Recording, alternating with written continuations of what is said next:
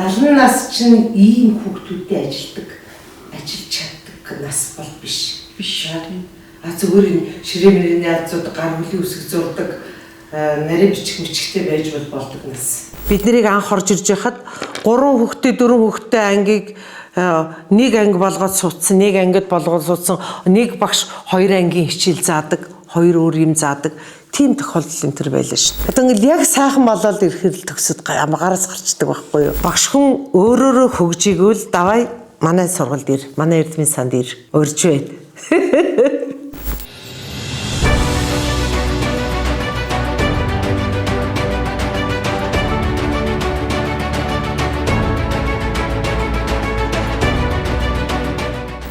Сайн байцгаана уу? Намайг Монхогийн жахантай гэдэг 30 жилийн түүхтэй Эрдмийн сан сургуулийн 3-ны нэгтэн буюу сүүлийн 10 жилд нэнд тогтвор суурьшилтай ажиллаж байна.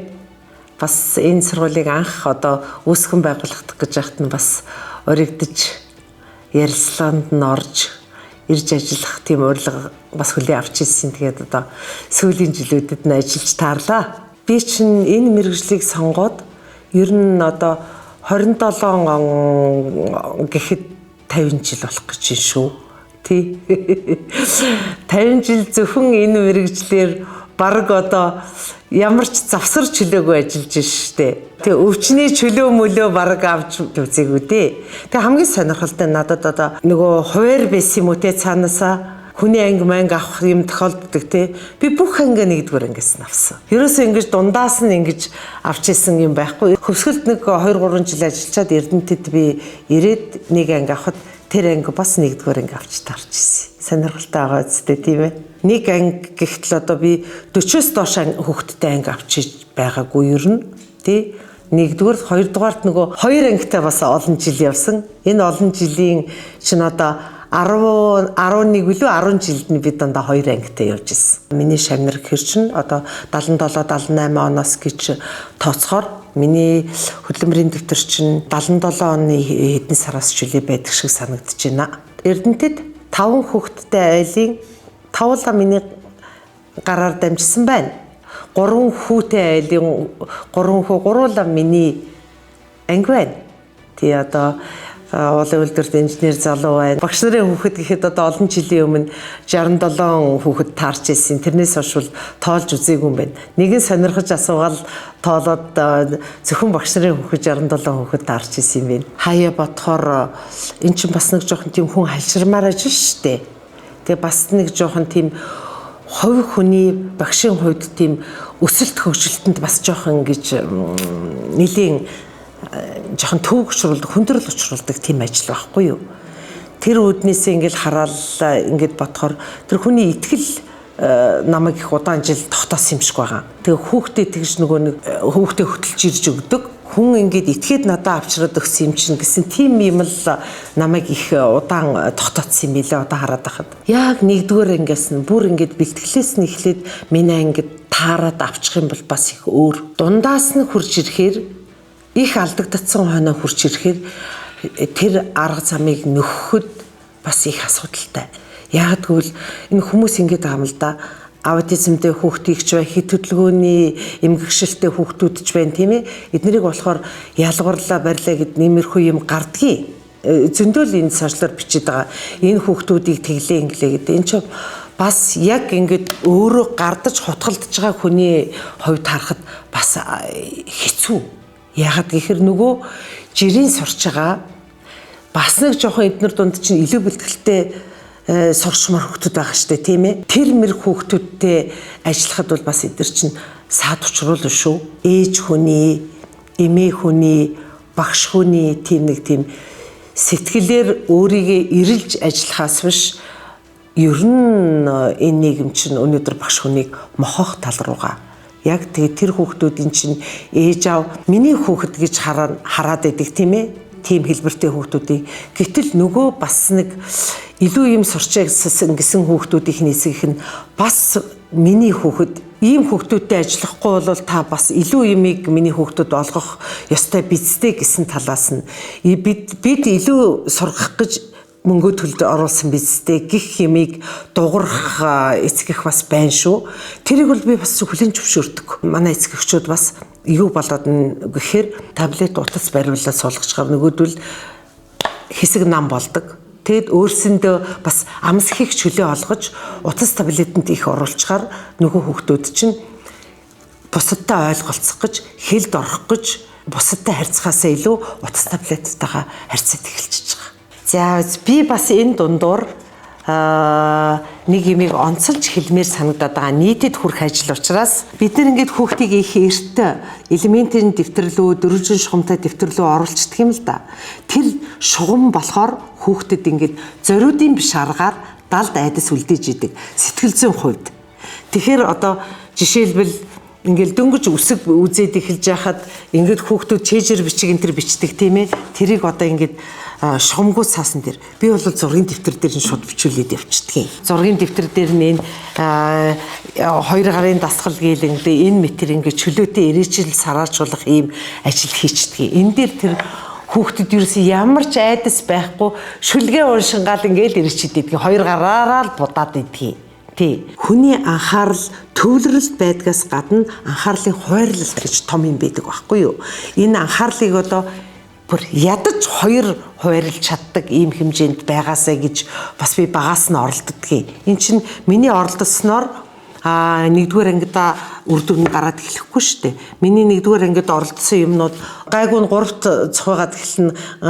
Арай жоохон төвхтэнүүд нь 5-д цохолзож ирэлнэ. Тэрнээс цааш үр дүн нь илүү гарч эхлэх байхгүй юу. Тэгэхээр ийм ажлуудыг одоо тэр бэлтгэлд нь хийлгэх юмнуудыг манай багш нар, манай эцэгчүүд чөлөөтэй хийлгэж байгаарай гэдгийг та бүхэнд чин сэтгэлээс хүсэж байна. Одоо энэ миний анх ирж яхадсан үеийг бодлоо. Тэрнээс хойших одоо хэдэн хүүхэдтэй байж гин, ямар хөгжилтэй вэ, ямар техник технологийн технологиор хангагдаж ажиллаж байна, ямар хэмжээний багш нартай болж байна. Бүгд дандаа өсөлттэй явж байгаа шүү дээ.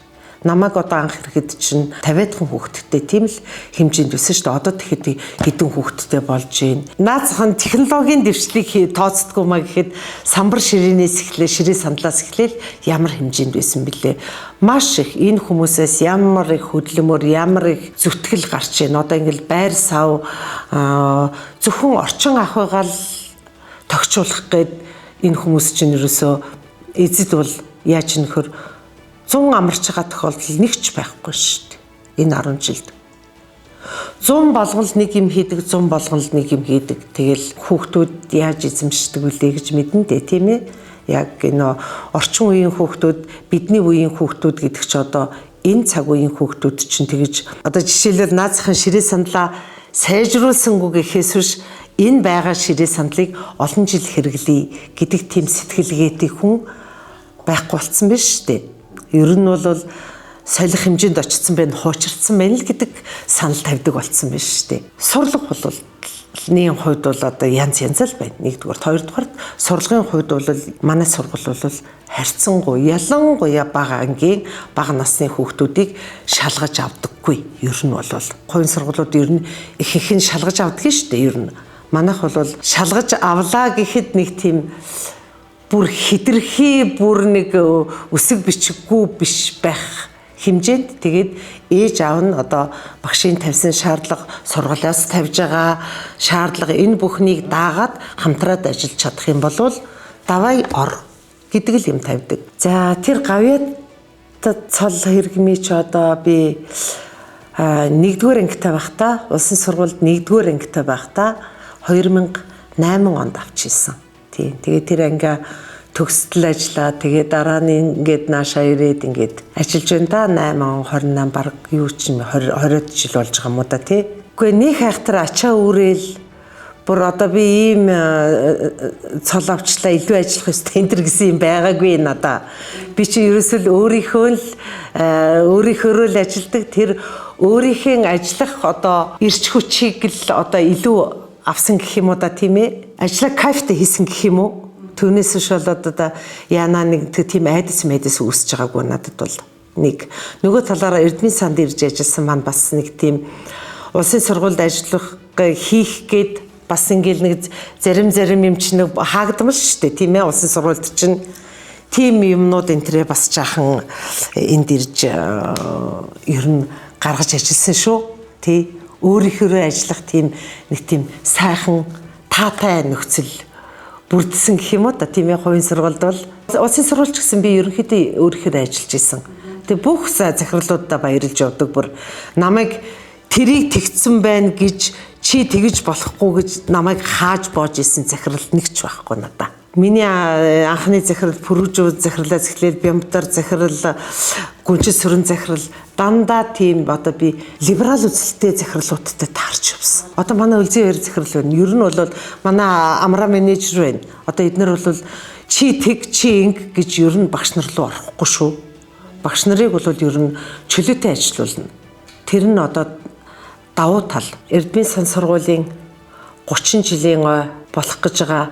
Тэр 30 жилийн ойтой холбоотой 30 ажил хийгдэнэ гэд ингээд зорж яваа. Тэгээд энэ тэрний нэг бас нэг хэсэг нь ингээд багш нараа нийтэд осоо сурталчлах, таниулах ийм ажлууд явж байгаа юм. Тэрний нэг хэсэгт өнөөдөр орсондоо баяртай байна. Ингээд нийт эрдмийн санчуудаа эрдэм гихчийг яаж сурдгийг ихц орой дээрээс нь биш хормойноос нь уулын хормойноос мацаж яваа мэтэр хараарэ. Эн чинь их боловсрал гэдэг чинь тэр дундаа энэ дунд сургуулийн ерөнхий боловсрал гэдэг чинь тийм их амархан олддог юм биш. Хэн анхаарч чаддаг бол тэр хүн сурч чаддаг. Өнөөдөр юу дутагдаад байгаа юм гэхээр эсгэгчүүдээ нийт хүмүүсээ ээж аав болох гэж байгаа хүмүүс болсон хүмүүс өнөөдөр хүүхдүүдийн анхаарлал тогтворгүй байгаа юм. Тэр анхаарал энэ тогтвортой болгох ажлаас нь тал талаас нь манай эрдмийн сангийнхан